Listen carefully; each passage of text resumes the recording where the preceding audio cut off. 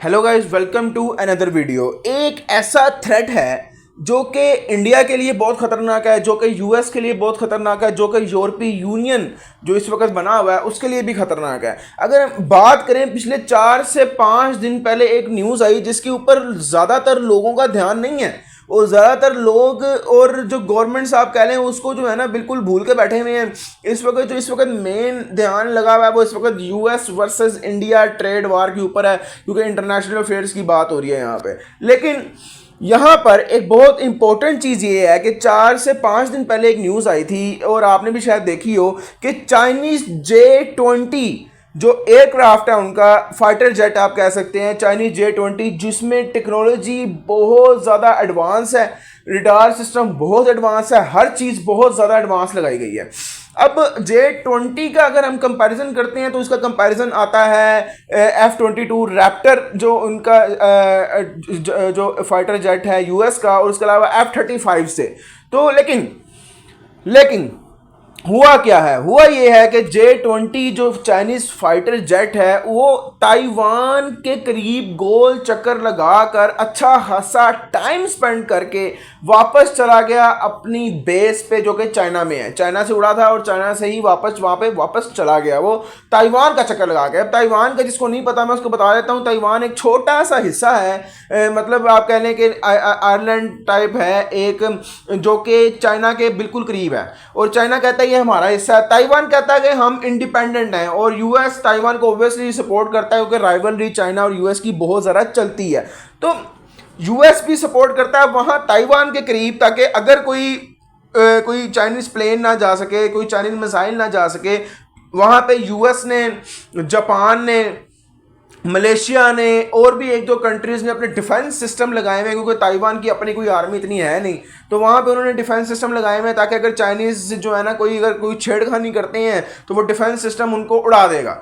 लेकिन हुआ ये कि वो डिफेंस सिस्टम को भी वो प्लेन J-20 जो है वो चकमा दे के आराम सुकून से होके निकल गया अपने वापस। और पूरी दुनिया हैरान है, पूरी दुनिया इस वक्त हैरान है कि कैसे एयर डिफेंस सिस्टम को, और किसी को भी रडार में वो प्लेन नहीं आया, किसी को पता नहीं लगा कि वो आया गया, कुछ भी नहीं पता लगा।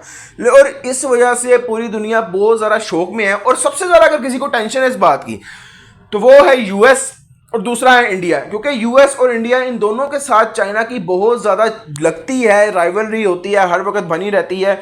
और आपको पता है ऑलरेडी कि चाइनीज़ जो स्पेशली जो मई में इंडिया वर्सेस पाकिस्तान का कॉन्फ्लिक्ट हुआ है उसके बाद चाइनीज़ जो टेक्नोलॉजी है उसको लोग और ज़रा सराहने लग गए हैं। तो ये J-20 जो चाइनीज़ जो है, चेंगडू नाम की उनकी कंपनी है, उन्होंने बनाया हुआ है, वो सारे प्लेन तकरीबन वही कंपनी बनाती है चाइना की तरफ से।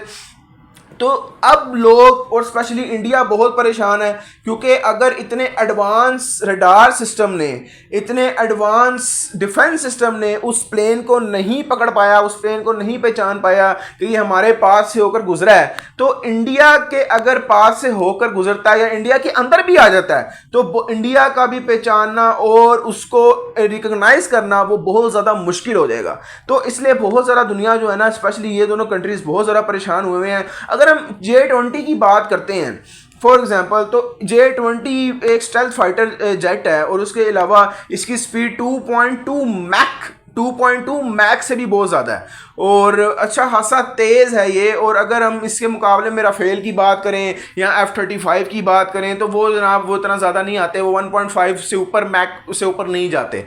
और उसके अलावा ये रडार में क्यों नहीं आया, उसकी एक स्पेशल वजह ये है कि ये जो प्लेन है ना, जो मिसाइल सिस्टम लगा हुआ है नीचे, जो मिसाइल इसके अंदर हैं वो इसके अंदर होते हैं और नीचे से ये बंद हो जाता है। जब मिसाइल इस प्लेन ने मारना हो, कहीं टारगेट करना हो, तो वो मिसाइल वो खुलता है, प्लेन नीचे से मिसाइल निकलता है और टारगेट करता है। ये इसका सारा तरीकाकार होता है, इस वजह से ये बहुत ज़्यादा मुश्किल होता है रडार पे आना। और ये तो इस दफ़ा बिल्कुल रडार पर आया ही नहीं। ये 5th जनरेशन का एक एयरक्राफ्ट है और अच्छा खासा ये एयरक्राफ्ट है। और लेकिन यहाँ पे ट्विस्ट है, एक यहाँ छोटा सा ट्विस्ट है। ट्विस्ट ये है कि आपको पता होगा 1 से 1.5 महीने पहले की बात है, एक F-35 प्लेन जो कि यूएस ने ऑफिशियली तो यूएस ने बनाया हुआ है, लेकिन वो इस वक्त नेटो भी यूज़ करती है और इसराइल यूज़ करता है और उसके अलावा यूके भी यूज़ करता है, यानी कि वो काफ़ी जो कंट्रीज़ है ना उसको सेल कर रखा है यूएस ने। अब वो प्लेन आपको पता है यूके से यूनाइटेड किंगडम से, इंग्लैंड से वो प्रवास करता हुआ चलता हुआ आया है और अपनी जो है ना वो भी मशहूर है, वैसे वो भी मशहूर है कि वो भी रडार पे नहीं आता। लेकिन इंडिया में जब वो इंडिया के पास पहुंचा, उसको कोई इशू हुआ और वो रडार में डिटेक्ट हो गया, फिर मजबूरन पायलट को इंडिया के रडार सिस्टम वालों से, एयर ट्रैफिक कंट्रोलर से रब्ता करना पड़ा और वो जहाज़ उतारा केरला में इंडिया की जो रियासत है वहाँ पे जहाज़ उतारा। बाद में 40 से ज़्यादा लोग आए, 40 से ज़्यादा इंजीनियर्स बुलाए गए यूके से जो उस प्लेन को ठीक कर सकें और लेकर वापस जा सकें, लेकिन वो बहुत मुश्किल हुई उनको और वो नहीं ले जा सके। बाद में बहुत मुश्किल तरीके से जो है ना उसको लेके वहाँ पे ट्रांसपोर्ट किया गया और ठीक किया गया। लेकिन बात यह है कि अगर ये दोनों तकरीबन सेम कैटेगरी में आ जाते हैं, अगर ये दोनों प्लेन्स, तो J-20 क्यों नहीं आया रडार पे, और F-35 जो कि कह लें कि F-22 रैप्टर जिसे कहा जाता है उसका एक बड़ा भाई है, तो वो कैसे आ गया। और उसके भी जो मिसाइल सिस्टम है सारा वो भी उसके अंदर ही होता है, वो बाहर नहीं होता, जैसे JF-17 थंडर का होता है, जैसे राफेल का होता है, जैसे और भी काफ़ी जो 4.5 जनरेशन के जेट्स हैं उनके अंदर जो मिसाइल सिस्टम होता है वो नीचे लगा होता है। इनके जो 5th जनरेशन से ऊपर के इनके अंदर होता है ताकि ये रडार में ना आ सकें।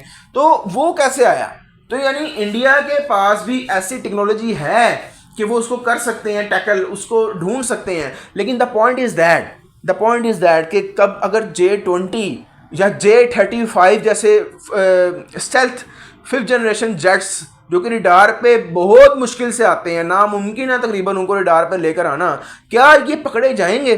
क्योंकि इसने तो भाई पूरी दुनिया में इस वक्त तहलका मचा कर रखा हुआ है इस चीज़ ने कि चाइना ने इतना एडवांस सिस्टम और इतना एडवांस जेट निकाल लिया है कि वो रडार पे नहीं आ रहा। बाकी देखते हैं क्या बनता है, इसके आगे से बहुत इंटरेस्टिंग न्यूज़ आ रही है। मिलते हैं आपसे नेक्स्ट वीडियो में, अपना ख्याल रखें, तब तक अल्लाह हाफ़िज़।